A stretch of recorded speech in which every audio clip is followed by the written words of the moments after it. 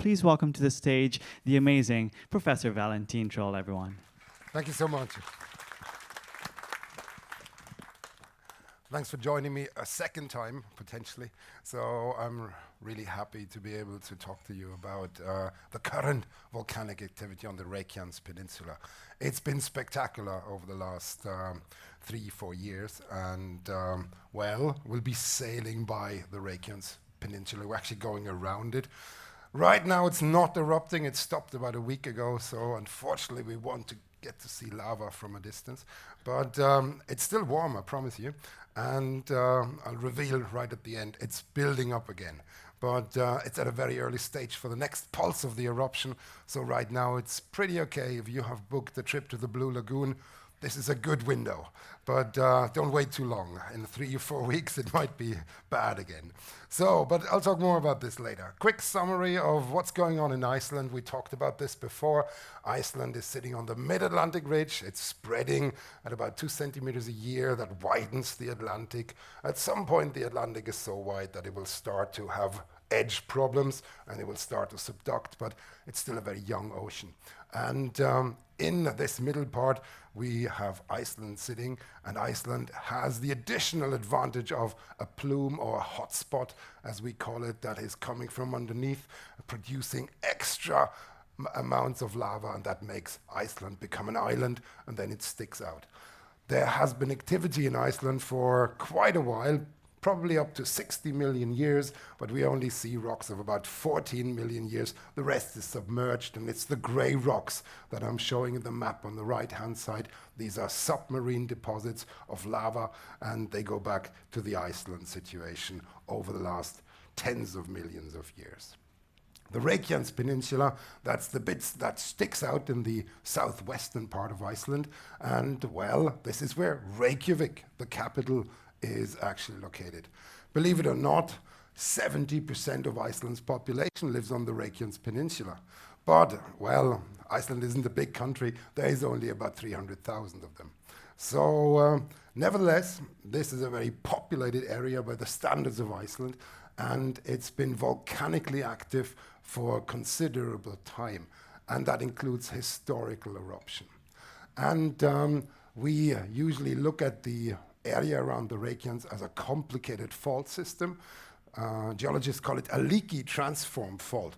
Let me explain for a second. A normal fault means that two rocks break. It's a kind of a sheer, straight fault. It breaks. But this is not quite the case at the Reykjanes. At the Reykjanes, what we have is that it's not only breaking, it's moving, and it's actually opening.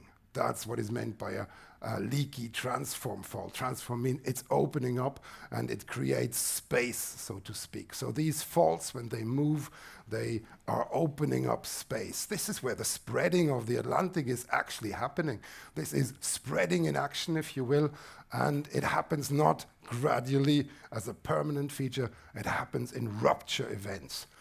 And we had one of those rupture events in 21, and this is when the volcano started again. And we had another one in November 23, and just 3 weeks later, the volcanic activity shifted to the Svartsengi area. So these major faulting events, they do the damage that allows the volcanoes to actually come up in the fractures and cracks. Now I need to point out something else.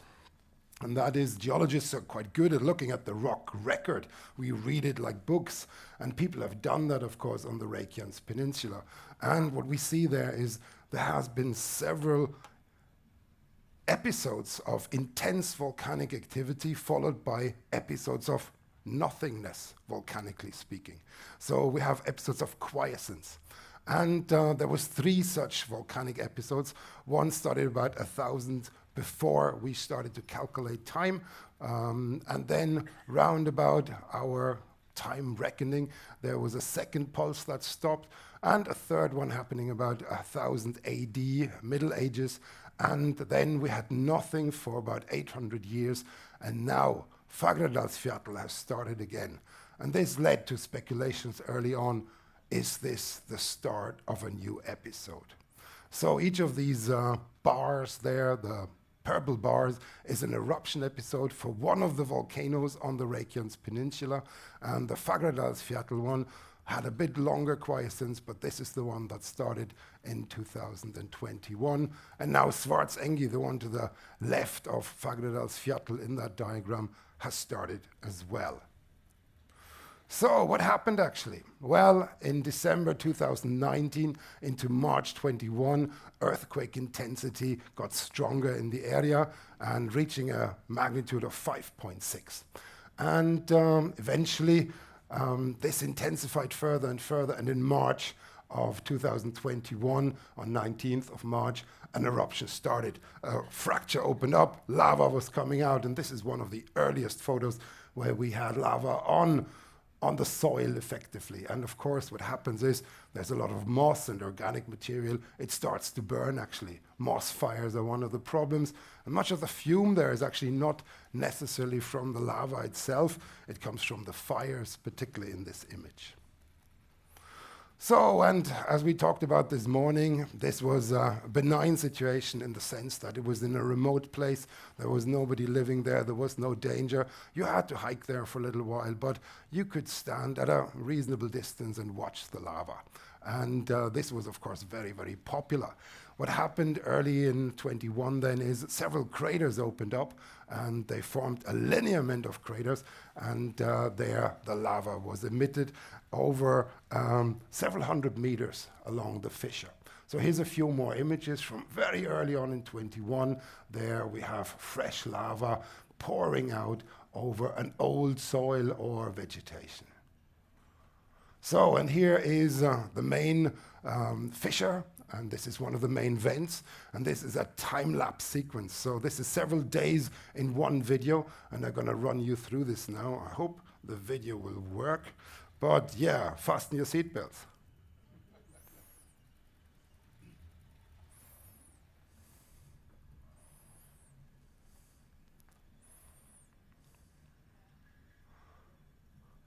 So this was a day, now we're in the night. And now that's the next day. Of course, there's a little bit of rain every now and then. It's Iceland after all.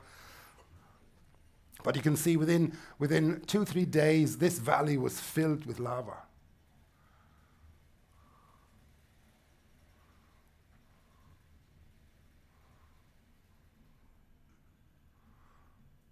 So the video is 3 minutes. It goes over the first little while of the eruption, but you get the idea. So this lava is then pouring out. It's virtually unstoppable unless you put some major building measures in there. And there was a bit of snow as well, but the volcano doesn't really care about the weather too much. So it's just producing things. And I wanted to point out here at the right-hand side, there's a little valley. That's a low valley, and that actually was one of the outlets. This valley that was getting filled, the Meradalir, that overflew at some point, and then there was also lava spilling over into the neighboring valleys. And we'll talk a little more about this in a minute. So I think you get the idea, so let's move on. Here's a map, and the orange area on that map is where the initial lava came out, and then it spilled into this other valley, Meradalir, on the right-hand side eventually. The little red cones, this is the vents, and they're numbered. We have went 1, 2, 3, 4, and they are numbered according to their appearance. So the oldest one is number 1, then the second oldest is number 2, etc., etc. So this is why the numbers jump backwards and forwards. But these vents were not simultaneously active all the time, and they were not equally strong. In fact, vent 1 was not becoming the strongest of them all. It turned out that vent 5 was the one that prevailed. Let me show you. So this is the initial fissure when the eruption started. So there's a crack and lava is spewing out there. And there now you see a little fissure at the surface marked by the vents. Let me show you here. So here we have one vent. Here's another. Here's another, and here's another. That's the fracture line, that's the fissure that underlies the eruption. So here's vent number 2. This is the second that formed. There's a little helicopter for scale. And this is vent number 3. And this is also vent number 3. And as I said, vent number 5 prevailed. This is vent number 1 here. And vent number 2 is out there. And this is number 5, very early on when he was a little kind of youngster. But at the end of the eruption, the situation looked very differently. And it looked like this. This is vent number 5 now. It outgrown all the other vents. And it's also the highest topographic point there. So this is a good lesson for my students. I always point this out. You may start late, but if you work hard, you can still be really on top of your game. So vent number 5 is a great example for that. So here's a little kind of personal introduction to vent number 5. It's a video, and I wanted to share that with you. So I didn't want to go much closer, but my friend there, he was more bold than me.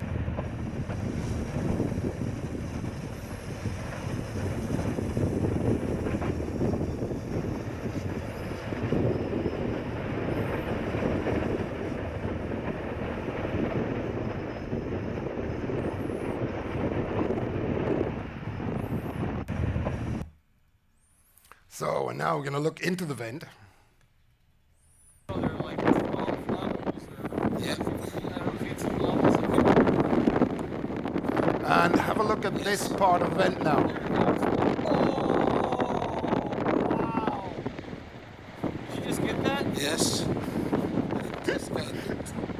Well, we all got it. It was unmissable, wasn't it? So this is a vent collapse. So when you have a volcano building up very rapidly, it sticks together a little bit, but not too much. And eventually, these things become unstable. It's quite common that these sinter cones, these loosely piled up mountains, they are actually collapsing, particularly when there's earthquake and shaking and things like that. But eventually vent 5 filled and had a lava lake. This was in summer 21, and the lava lake was really spectacular. And the eruption calmed down a little in summer 21, but the lava lake had a strange phenomenon. It actually started to pulsate. So it had an eruption, it was overflowing, and then the lava lake level went down again, and then it was coming back and overflowing, and then it went down again. And it was really intriguing. So here's a drone view into the lava lake. So you see the vent area and the crusting of the lava lake, and there's a new little pulse coming in the far right here that's pushing up. And whenever that lake was full to the brim, it would actually overflow. And here's a few images. The ones on the left is one time sequence, and the ones on the right is another one. So let me quickly run you through this. This was June 8th, 21, and here at 4:49 in the afternoon, the lake level was pretty low, and a few minutes later it was still low, but then it filled up and it was overflowing and had this, outpouring of lava, an outbreak of lava, and the whole show was over just a few minutes later. If you look at the timeline here, 4:56. So within about less than 10 minutes, it actually rose up, the lake level rose up, was overflowing, and then it was back down, just to start a new cycle 10 minutes later. So we wrote an article about that. I'm not sure we actually understand what's going on, but we think it has to do with refilling and water that comes out of the magma. There's so little water in that magma that it comes out very, very late. And if this happens, it could push the magma up and then cause these things. At least we postulated that. Let's see what other workers make of it, and hopefully we're contributing to the debate at least, but very intriguing phenomenon. Very spectacular to watch. These outpouring lavas, they then made lava ponds, lakes outside, lava lakes outside the vents. This is a common phenomenon, and there are several ponds that form. So here there is a pool, I labeled them pool here, pool 1, pool 2, pool 3, and these pools have a crust on top, but they're liquid inside. This is one of the really dangerous things why tourists are not advised to walk on fresh lava, because you don't know what's underneath. But there's always one, you know. Anyway, I'll mention more about this a little later. I also said that lava was spilling into the neighboring valleys, and here's one of those cases. stunning rocks for geologists, where we have these lava flows going into a new valley, following the low topography and filling up the valley, in this case the Nathagi Valley. Nathagi means the night pastures. It was a protected, safe valley where sheep were grazing at night. And Nathagi is the little valley here in the southern part. Let me show you. This is Nathagi Valley, and I've just shown you the lavas as they come over the hillside here, and we're filling the Nathagi Valley. The big problem with Nathagi was that at its southern end there was the coastal road, and there was big concerns back then that the lava might spill all the way and run to the coast and would actually cut off the coastal road. It did not happen, praise the Lord, but it was close enough. But then the volcano decided to move further north the following year, so the road is still intact. So here's an impression of Nathagi and how the initial lavas were migrating down into the valley, and by mid-June the valley was starting to fill up. Here is one of those time-lapse videos again. They're very instructive. Let me find the, yeah, here we are. There we are.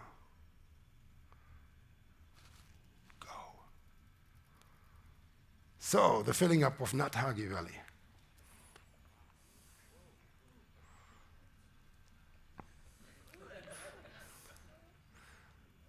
And now you see that it's actually inflating. So there's lava flowing inside the lava flow, under the crust, and sometimes you see it breaking out at the edges. And this is why it might look very solid, but it's still kind of gooey inside. And this is, of course, very dangerous. You don't want to have your foot in there at all. So this was Nathagi, and oops. And eventually there was a whole lava field spread over several valleys. The map on the right, it's a thickness map, and the darker the colors there, the thicker the lavas. And of course, near the main vents, it's thickest with up to 120 meters. And then, of course, the lavas get thinner. In Nathagi Valley, it's about 5 to 10 meters thickness of lava. So obviously, closer to the vent, the deposits become thicker. And here in red, I circled in the coastal road. And this is the road people were very concerned about. But the Icelanders, nifty as they are, they decided, well, if the lava is going this way, maybe we can put an experiment in. And they dug in some fiber optic cables and all sorts of other cables, just where they thought the lava might be coming, so that they could test whether the cables survive lava flowing over the cables. But of course, the lava decided to neither want the road nor the cables, so the experiment is still unfinished. So, trying this, trying that is what I said. So, this is also where the Icelanders learned to work with the lava barriers, and it's really like a fortress when you go to the town of Grindavík there. There's really barriers, berms around the village in several layers. It reminds me of a volcano onslaught onto the town, and this is the attempt to protect the town. And initially, the lava berms were not so successful, but the Icelanders learned very quickly to work with them. They know the angle much better. They know how to kind of need to channel things now. And I'll show a few slides later. It's been really successful once the volcano shifted over to Sundnúkar. It's a very expensive effort, but it actually did a lot of good. So, the volcano that saved Iceland from bankruptcy, I mentioned this morning. The Fagradalsfjall eruptions were quite, well, benign. Some of my colleagues call it a Disneyland volcano. You could go there even with a mountain bike in winter and warm your fingers afterwards on the lava. And this was very, very popular at the time. This stopped then in September 21, and just a year later, in August 22, a little bit to the north, a new volcano cropped up, Meradalir, and this was a short eruption, 3 weeks. And this is us trying to sample the lava of that. So as you see, much of our field gear was a little improvised, as you kind of do. And many people came to watch that volcano. And the 22 eruption was, as I said, only a few weeks. You can see from the satellite image in the lower part where the area was swelling up, and it already stopped before September 22. It added to the lava field at the time. It did connect with the lavas of the 21 eruption. So here on the left we have in orange the lavas of 21, and then in red over here we have the lavas of 22. A small fissure opened up here at this dotted line, and the lava was pouring down into the valley of Meradalir, partly overlapping the older lavas. So here's the initial fissure of 22 of Meradalir, and as you can see, the lava was then pouring out and filling that valley.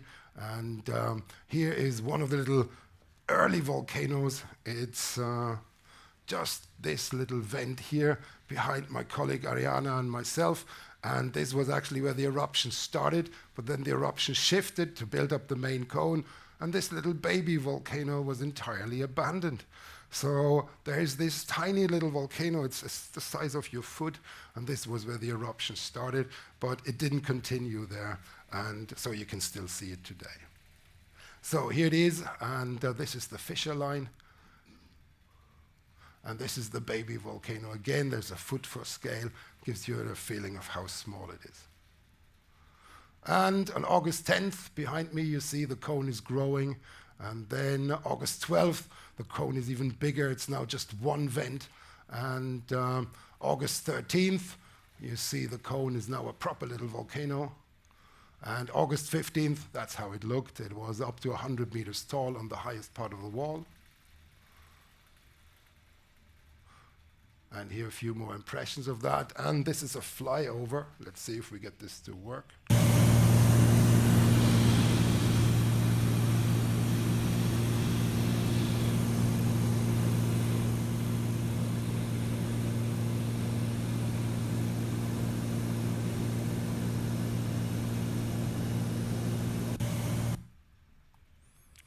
Oops. So, and the lava field was starting to spread to the north, and I'm going to take you to these two blue points there on the right-hand side map now. And this is where the 22 lavas were going over fresh ground and not over older lavas.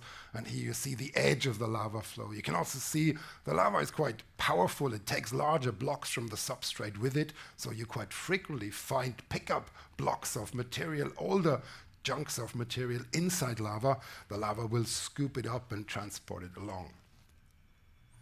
So this was another one of those funny situations.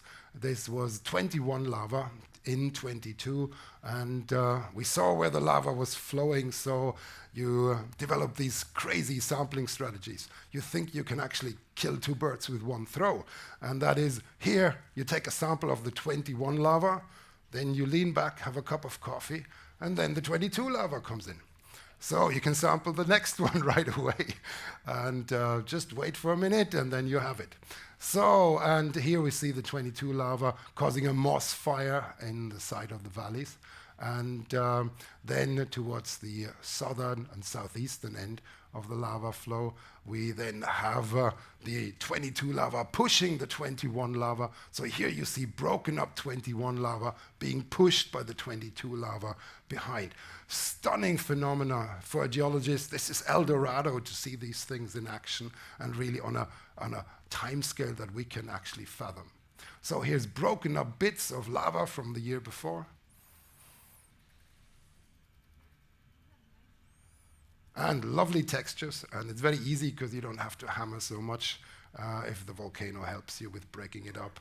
And this is how it looks inside, and I mentioned this phenomenon of inflation, where the lava is actually inflating, partly from flow, but partly it's also from gas. And here you see on the left-hand side the surface, the crust, and inside you see the gas bubbles, how the gas bubbles were pushing against the crust, pushing the crust up, causing the lava flow to inflate, even though there may not be a lot of flow inside.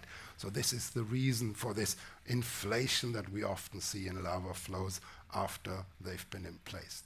So what do geologists do when we're there? Well, we try to understand not only the rock types, but also the phenomena. But in order to understand what's going on, you need to get an idea of all the different rock textures that you see there. So we have lava, of course, but we also have glassy bits on the side of the lava. And we can sample liquid lava, and this is particularly Pohjois lava, the smooth running lava. But When this cools down, it becomes blocky lava. When the lava becomes more viscous and sticky, then it starts to break instead of flow. And we also have different pyroclastic particles. Pyro is fire, clastic is broken. Particles broken by fire, so ash and lapilli. Lapilli is little stones, it's an Italian term, and this means, fragments that are a little larger than ash. So, and here is a few of those to give you an impression. There is glassy lapilli and tephra, and then we have different lava things. And in the lower range there, in the lower row, we have some scanning electron microscope images. This is a very large magnification, so you can actually see the tiny little crystals in those as well. And this is what we study to understand where the lava is stored, where it forms, what processes are happening on the way to the surface.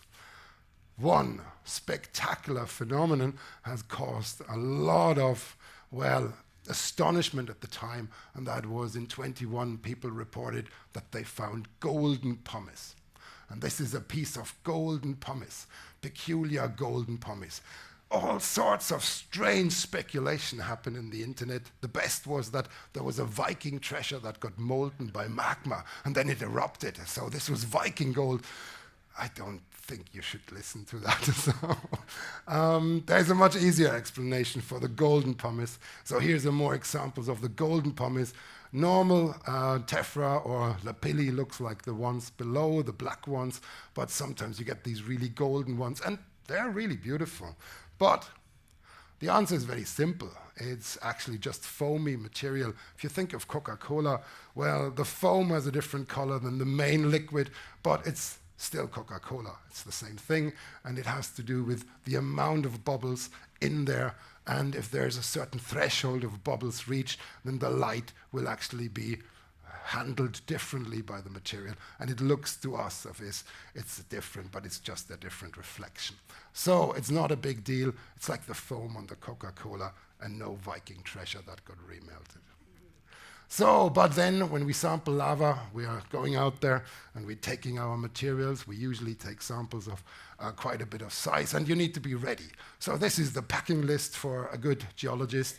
And we don't have to go into details, but it's like in the Scouts. You have to be ready for everything.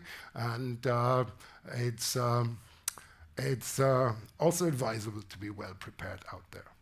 So this is me getting ready, because in addition to all the equipment, you have another problem, and that is how to get hot lava in your backpack. It's smart to cool it down, but how do you do this? So you look at the hostel's kitchen equipment, and you find your pots and pans and things like that, and think, this is just about right for putting the lava in. So let's see. And then, of course, you need to think a little bit about this. So you need to think about, where's the wind coming from? What is my escape routes? Is there any other dangers I'm not considering? And you usually come with full equipment. You have a gas meter that tells you if there's too much gas in the area. You carry it low on the body because CO is a very heavy gas, and it makes gas traps. So you want to actually get an alarm if the problem is below you and not when it's here. So then you can leave the area. And you would have a thermometer. This is a laser thermometer, so you can measure the temperature of a rock before you touch it. I had colleagues touching rocks before using the thermometer, and it ends in a hospital sometimes, so it's not advisable. So you need to be a little smart about things.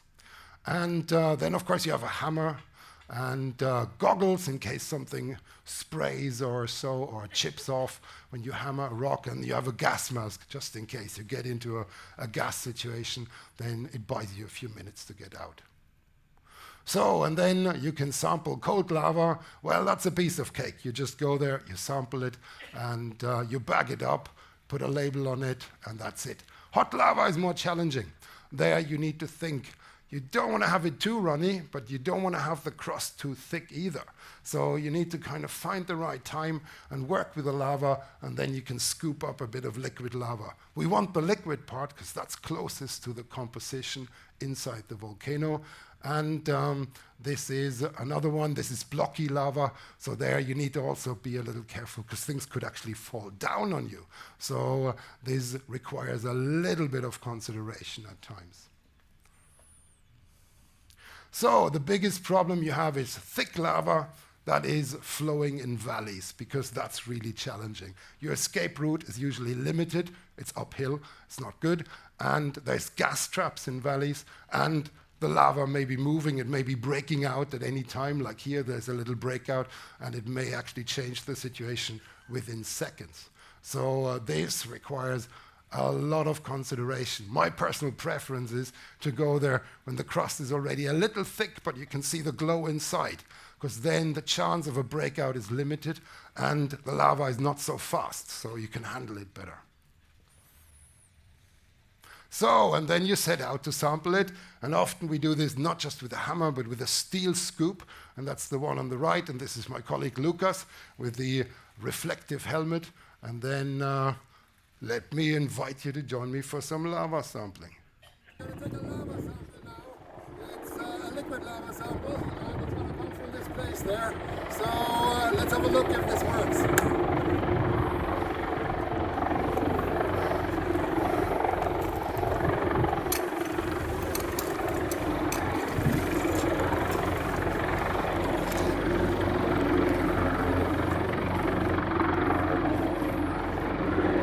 It's like ice cream.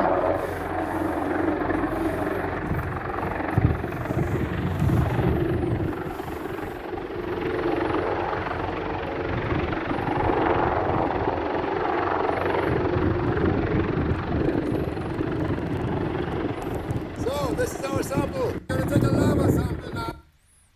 So you get the idea, and then of course you need the little bucket or pot or whatever you have, and you put that liquid lava sample in there.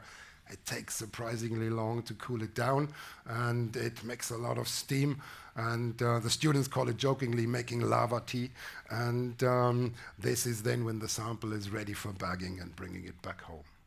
So then the sample looks like this. It's still a little warm, might still steam a little bit, but once it's at about 70 to 80 degrees Celsius, then it's good enough to put it in the bag, because the plastic bags are usually resistant to about 100 degrees Celsius.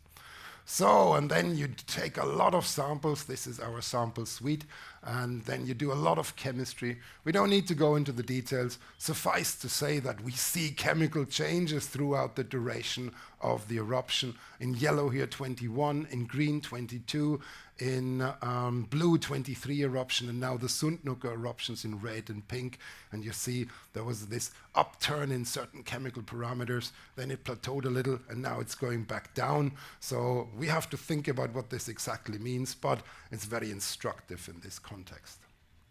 So, 23, we had another eruption, the Litli-Rutu eruption, very similar type of eruption. On the map is on the right-hand side in red, the lava field of Litli-Rutu.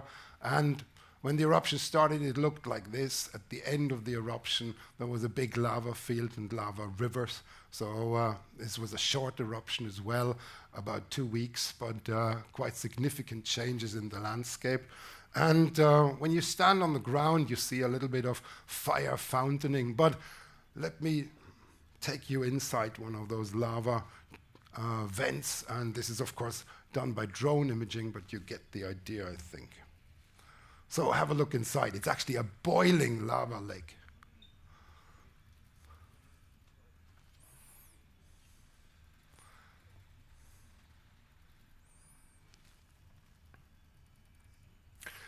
So, and then something changed. And you've seen us lava sampling in kind of, with our improvised helmet and things like that. And then we got this donation. A steel company said, why don't you use one of our fancy reflective suits?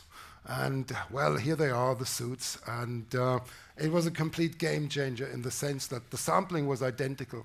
But suddenly we had 50 million views on YouTube. So I tell you one thing, if you want to get popular, the suits are great. But the rocks are the same, of course. Sorry, it sounds terrible, but it's true. So it feels a little more safe, but it's also a lot of effort to get them on. So anyway, here's a few more impressions of this, because then it looks like being on Mars or something like this. And people love that kind of stuff. So, and here now, the 23 lavas flowing over the 21 lavas. So this was very nice to watch. We see the new lava coming in over lava that's 2 years old. And it flows pretty slow, so you can stand there, take a picture. And here we have the wall of 23 lava rolling over the 21 lava. And here we actually have a peculiar situation. The substrate here is 21 lava. The lava to the left is 22 lava. And the dark material there is actually creeping in 23 lava, this one here. So here we have 3 years of lava, 21, 22 over there, oops, and then 23. And eventually the 23 lava moved in and even touched the 22 lava. So there was one place suddenly where we had the right stratigraphy, where we had the right sequence of rocks, 21, 22, 23. Only one single place where this happened. And of course, you know, you see us there standing as if we killed a lion. This is the place. So this is where all the lavas are on top of each other, and we know where it is. So if you ever want to drill in a 200 years' time and get the lavas right, that's the place. So, and I want to talk a little bit about natural hazards now as well. So this was the evolution of the lava field, but it was pretty clear early on, because of the high population density, it's not a good spot. If it widens, then it would be problematic. So we have the international airport Keflavik up there, here on this end of the Reykjanes Peninsula. So there is a major highway here that connects Reykjavik in the top right with the motorway. Grindavík village is down there. The Svartsengi power plant that supplies Keflavik with hot water and energy is here, and the Blue Lagoon is here as well. The initial eruptions were here. It was okay, but then the eruption shifted later to here, and this got more problematic. The issues were obvious, and one of the key problems is Keflavik is the largest international airport. There's only one more international airport in Iceland, that's in Akureyri. That's the other end of the country. So most of the food is actually flown in, and this makes it a little challenging. If these motorways are cut off, it's going to be a bit of a traffic nightmare. It's not going to be a complete disaster, but it's going to be challenging. So then here we have the Fagradalsfjall volcano, the dark area with a little glowing point, and we have the coastal road, that's the first circle, Grindavík town, the fishing town, and the Svartsengi power plant with the Blue Lagoon. And all of these areas are very close to the volcanic activity, of course. Keflavik is here, as I said, the only really large international airport in Iceland. So now there's talk in Iceland whether they need a second airport in a slightly different place. So another thing is, people often ask, is there any problem for air traffic after Eyjafjallajökull 2010? And the answer is not really. These are comparatively small eruptions. So this is one of the clouds. I took a picture on my way to the airport last year, and this is effectively just condensed water. And this is not particularly serious, and it's very low. So here's another one. There's a condensation cloud above the volcano, but it's not an eruption cloud. And this doesn't really do a lot of damage, also not to the air traffic. So, but the problem is, I mentioned the roads, and there's no road that's safe, and this is a complicated map. I want you to only pay attention to the purple or the pink-purple areas, because these are historical lavas. They go back to medieval times, 11th, 12th century, and that means if the activity widens to a scale like we saw back then the lava will actually flow to both ends of the peninsula, and that could mean that all these roads are not safe. They could be cut off. Worse yet, there's an aluminium smelter in Hafnarfjörður, which is in between Reykjavik and Keflavik. I have a picture here in the lower right. And they built it in one of these historical lava flows. The mayor defends the decision to this day, and my friend, the head volcanologist in Iceland, he says it was the stupidest things you could possibly do. So, but here we are. So if the eruptions widen, the aluminium smelter is not in a good place. I give them that. So let's see how that goes. So these are the bigger logistical issues. If things got really bad, we would have to fly things into some of the other airports. Here, Akureyri in the north, and Egilsstaðir in the very east. But Egilsstaðir is a small airport and a long drive, and even Akureyri is a long drive. So air bridges is not that, is probably what we would need to do. There's a small domestic airport right outside Reykjavik, and the big discussion is, should that now be made into a bigger thing? So, but the saga continues, because in December 23, the activity shifted over to Svartsengi, and that's the little green area in the map on the left. So it jumped by a few kilometers towards the west, and a new volcano grew. The type of volcano was identical. It's a sinter cone type volcano, and I'm showing a picture here. The picture is from April 24. So these volcanoes all look awfully similar. That's a good thing, because it means we understand them reasonably well.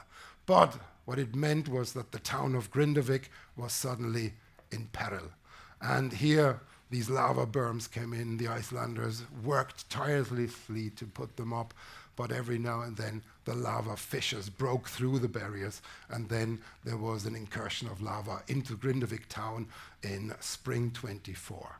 Luckily, nobody was there. The village was evacuated, but the Sundnúkar lava field is constantly growing now. It's the one in red on the map in the right-hand side, and it's actually starting to be bigger than the combined 21, 22, and 23 lava field.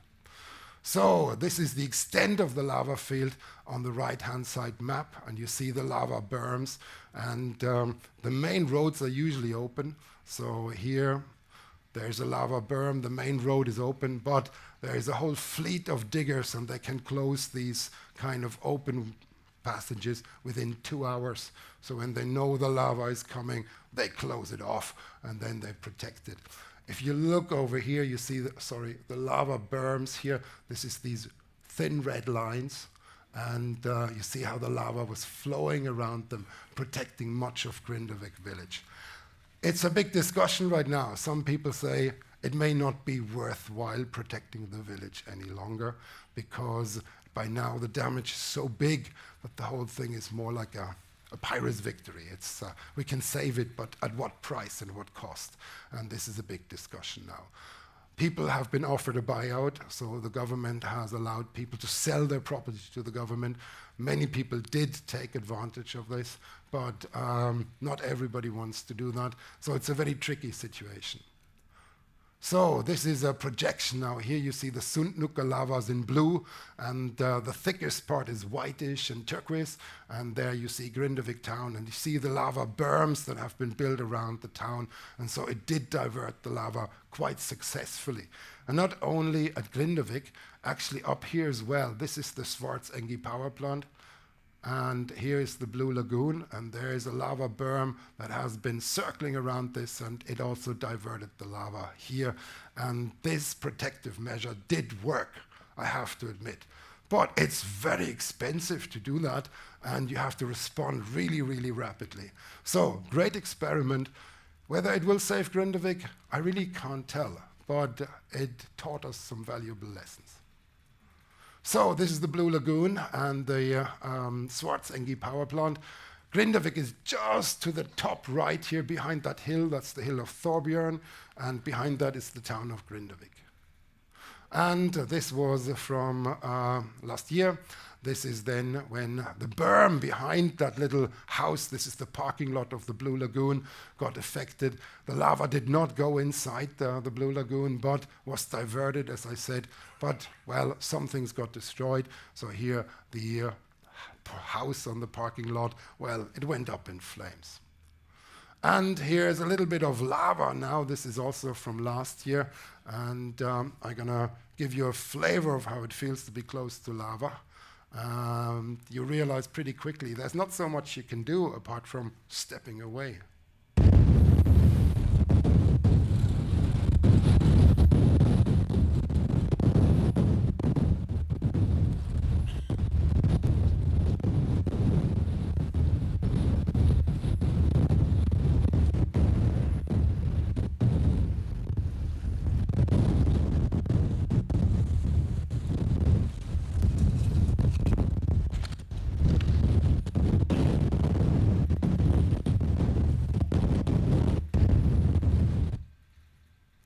So, and the Icelanders are nifty as they are. They not only build berms and barriers, they also build lava roads. They can actually build a new road, well, a dirt track, on top of fresh lava within 74 hours. The only problem is you must not stop on that road. And I'll give you a little ride in our truck over the new lava road. And have a look at this. It's quite adventurous.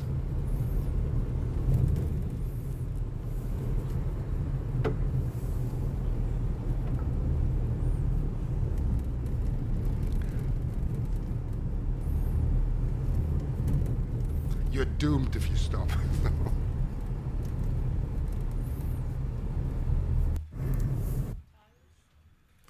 So, and here a few more impressions. Of course, the lava takes down everything. And here Hello, we're driving by. Here just outside Grindavík, and we I'm are just talking already. passing one of the electricity poles that was taken down by the May to June lavas, and here you can see it. So the pole is still there and the cables, and yeah, we're driving by. We're not allowed to stop on the road here, so but you can get the idea. So the lava has dismounted this one, and the cables are still kind of there. They have fallen onto the lava, and of course this is no longer active. So, and here a few more impressions. I showed some of these images this morning, and this is the lava incursion into Grindavík, and the one on the right, the photo on the right, always fascinates me. I really don't know how this wooden fence survived the lava close by. It's a miracle.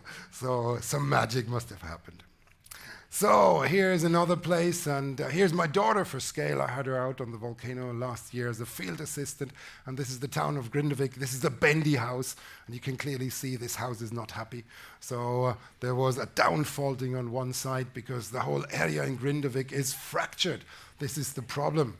It's not only that the lava is maybe, causing damage, it's also the whole ground is fractured. And actually one fatality occurred. A person cleaning up his kind of garden disappeared in one of those cracks and was never found again. They had the fire brigade looking inside, but the crack opened up an old lava tunnel underneath, and there was water in there. So the person is just gone. So you need to be very, very careful about this, and this is why I'm saying I am not sure Grindavík can actually be saved. So, but one of the big questions I wanted to answer is there magma under Reykjavik? Because you can see the eruption from Reykjavik, and that's a big question. It wouldn't be so good if there is a lot of magma under Reykjavik, would it? So we want to solve this. So we postulated several scenarios depending on various works, and here we have these lower three scenarios, and there could be a large magma chamber somewhere deep in the crust or in the upper mantle. Some people have postulated maybe there's magma under the entire peninsula in the crust. That would be the model to the right. My preferred hypothesis was the one in the middle. We're likely looking at reasonably small magma pockets that just erupt whenever fractures allow the magma to come up. It's more like a passive situation, and that would be ideal. You don't want magma to be too active in those situations. So, and what you can do is you can do a seismic tomography. It's like a computer tomography only for the Earth, and we did that. It looks a little complicated. We take these slices, but the really important takeaway point here is that there's one red area here. There's one anomaly, and that anomaly means there is liquid down there. So at about 10 kilometers depth, here's the scale, we actually have a larger anomaly. These little black and gray dots, they are earthquake epicenters, and they cluster just about this anomaly. So if you want to make a model of this, then we postulate there's a larger reservoir down there at about 10 kilometers depth. From the speed of the waves, the seismic waves that travel through, you can make an estimate of how much liquid is in there, and we did that. And we can calculate an approximate amount of lava down there, and we are reaching about 50,000 50 cubic kilometers. So that's a reasonable amount, but it's not huge. So we're not too concerned. So this is actually good news. It's likely this model that applies. We have some magma pockets, and they're reasonably sized. They're several kilometers wide, but they're not ginormous. They're not under the entire peninsula, and they're certainly not under Reykjavik. So that's the good news. We can stay positive. There is not going to be a volcano popping up right in Reykjavik in the near future. So, that's very useful, particularly when we think about the timeline. In 21, we had one eruption. 22, we had one eruption. 23, and then suddenly things sped up. We had this big earthquake, and then in December 23, things shifted over to Sundnúkar, and then we had an eruption in January, one in March, one in February, one in May, and it goes on and on. And by now we had 12 eruptions in the area. So my colleague decided that we need a different type of diagram. So she started to draw this diagram here. It's a vertical one with the years as horizontal arrangements. So 21, one eruption, 22, one, 23, one. But then in 24, we have a whole series of eruption. And now we're on 25, we already had two. And the next one will come, and I'm showing this diagram here in the top right. This is how volcanologists can be reasonably certain if an eruption will come or not. This is the upswelling of the ground. So each time it reached a high point, an eruption started, the ground sinks down. Just a few millimeters, but we can measure it. And then it builds up again, erupts, and it goes down. And it does so in cycles. And it did so after the last eruption that only stopped about 10 days ago, and now it's building up again. So it's very small here. Sorry, the diagram is not very good. They restricted the high-quality diagrams recently, but this is where we are right now. So we are after one of those downwards jumps after the last eruption, and now it's starting to gradually build up again. So we have a month, 2 months until we're back for the next eruption. So this is actually quite a safe time to go to the Blue Lagoon. And so don't cancel your trip just yet. So, but the lava field is now also growing to the north. So let's see here. This is the latest maps. This is from July. So the last eruption from July is here in purple, and this is the fissure in red, and the lava field has grown mainly to the east and the north. So the situation is that it seems to go towards less populated areas right now, which is good news, but we have to see how it goes. But there was an accident again, because tourists go there and they think they understand lava, and then they start taking selfies, and they start to walk on the lava taking selfies, and then they walk further in, and then you might actually end up in lava up to your knee, and then you need to go to hospital very rapidly. And this is, of course, not desirable. So don't walk on lava, please. So, but coming back to this time sequence, this is the important aspect here. I mentioned it before. We had an eruption period about 1000 BC for several hundred years, this area here. Then we had a gap of 600 to 900 years, followed by another eruption period up to about 0, and then another gap of about 1,000 years, and then we have this medieval period round about AD 1,800 years break, and now 2 of these systems have come back, Fagradalsfjall and Sundnúkar, and there is a possibility that some of the others may rise up again. Krusavik, the system to the east, I was talking to one of the wardens there. They have a geothermal area, and he said in the last 3 years, the geothermal area grew by factor 4. So something is in the bush there as well. So the big realization is we may be at the beginning of one of those major eruption periods that could last for decades to centuries. And once we realize that, we better get ready, because this is a job for quite some time. So luckily, I asked the Swedish Science Foundation. I made that point to them, and I said, look, I mean, really, this is getting serious, and it's going to go on. And not only is it scientifically important, it's also, of course, societally relevant. And Well, they've been very kind. They just gave me a big chunk of money to do more research there. So I'll be back in Iceland doing more work and hoping to understand the system there better. I thank you very much for your attention. And, well, if you have any questions, please go ahead.